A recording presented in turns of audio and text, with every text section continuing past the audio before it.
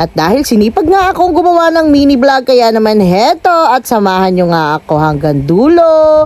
Kaya naman, hello! Welcome to my mini vlog! For today's video nga pala ay samahan nyo ko dahil gagawa tayo ng masarap na kutkutin gamit nga lang pala itong ating kasaba o kaya naman ay kamoting kahoy. Pero ang tawag niyan dito sa amin is kanggo. Sa inyo ba? Anong tawag nito sa inyo? Anyways, ito nga pala ay tira lang naman pala ng ating basudenyang vlogger nung time na gumawa nga pala siya ng puto raba. Sobra nga pala yung balinghoy na nayadyad niya, kaya heto para hindi masayang ay gagawan nga natin ng paraan. Dahil ito nga pala yung tira niya pero hindi pa yan piga, kaya naman heto at meron kami ditong dahon. Bali, pipit-pitin lang pala natin yan or ipaplatin lang natin yan dyan sa dahon. And yes, kailangan ay manipis na manipis para naman madali siyang matuyo. Dahil ibibilad nga natin yan sa araw. Tapos ganun lang, paulit-ulit lang at kung meron nga pala kayong rolling pin ay mas better. Buti na nga lang at meron ako dito kaya mas madali ko siyang naipaplaten. Alam nyo ba, matagal ko na talaga itong gustong gawin dahil pag napapanood ko siya is madali lang naman talaga. Ganun talaga ako pag alam kong madali, alam kong kaya ko, gusto ko talaga siyang gawin. After natin magplaten, pagkatapos heto at nagpakulong nga pala ako ng tubig dito dahil ilulublob muna nga pala natin siya para medyo maluto. At pag nakita nyo na nagbago na yung kulay ng lahat ng part ng ating kasaba is okay na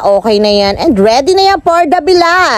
And gawin nyo lang yun pa ulit-ulit. Tapos ayan, madali lang naman siya at hindi na yan dyan matatanggal sa dahon once na naluto nyo na siya sa tubig. At ito, fast forward na ibilad ko na nga pala siya at hindi ko na nabidyohan. Tapos maghapon ko nga lang pala yan binilad. Pwede na nga yan prituhin kaso paalis nga kami ngayon kaya ayan, itatabi ko na muna siya dito sa aking net para naman hindi siya langawin at madumihan. At kaninang umaga ay binilad ko nga pala yan ulit. Tapos eto, mag-aalas 2 na yata ito ng hapon, kinuha ko nga siya ulit. O diba, ayan, tuyong-tuyo na talaga siya at ready na siya for frying. At dahil masarap din nga itong kutkutin at meriendahan, heto at lulutuin ko na dahil super excited talaga ako na maipatikim ito sa aking mga anak. Syempre, bago natin yan piprituhin ay tatanggalin muna nga pala natin yan sa dahon. At yung ibang part na ayaw matanggal yung dahon, okay lang yan pag naiprito nyo yan, kusa yan maghihiwalay. O diba, hindi naman halatang tuwang-tuwa ako dyan at excited sa aking ginagawa. At dahil nga first time ko itong gagawin sa buong buhay ko ay talagang excited ako. Pero alam nyo ba, kahit ngayon ko lang to gagawin, alam ko na yung lasa niya.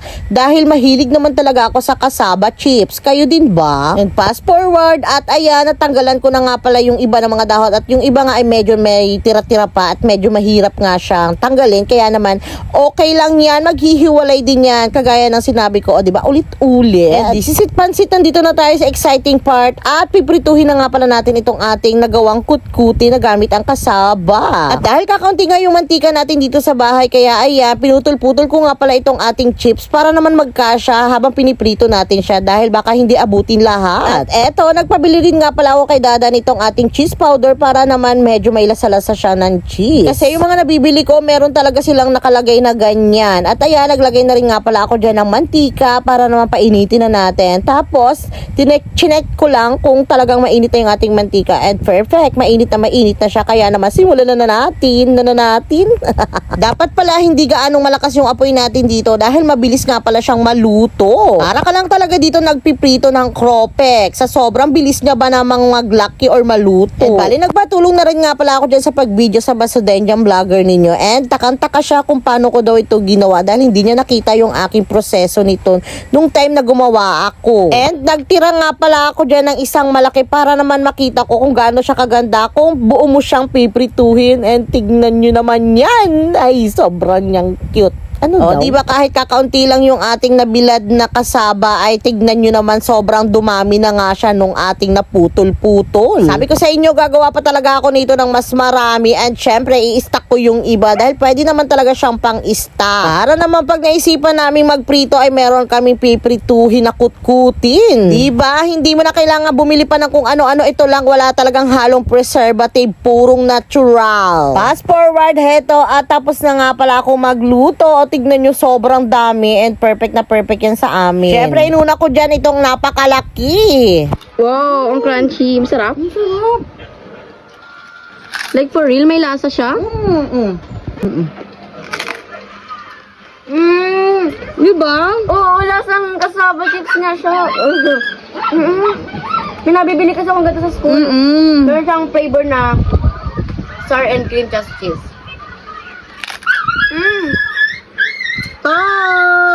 At syempre, yung iba nga ay hinati-hati ko na para mas maganda nga siya lagyan itong ating cheese powder. Dahil kung malaki nga ay hindi talaga siya magkakalat. And for me, lalo siyang sumarap nung nilagyan natin ng cheese powder. Pero syempre, kaunti lang dahil alam nyo naman ang cheese ay maalat. O diba, kaya naman kayo, gumawa na rin kayo nito dahil super dali lang gawin. Kayang-kaya nyo kahit bata pa yan. Basta tulungan ng magulang. Ganun. O siya, kung nakaabot ka hanggang dulo, maraming salamat sa iyo. Kaya naman wag mong kalimutan i-like, i-follow, and i-share ang ating video. Yun lang, salamat. Ingat palagi. God bless.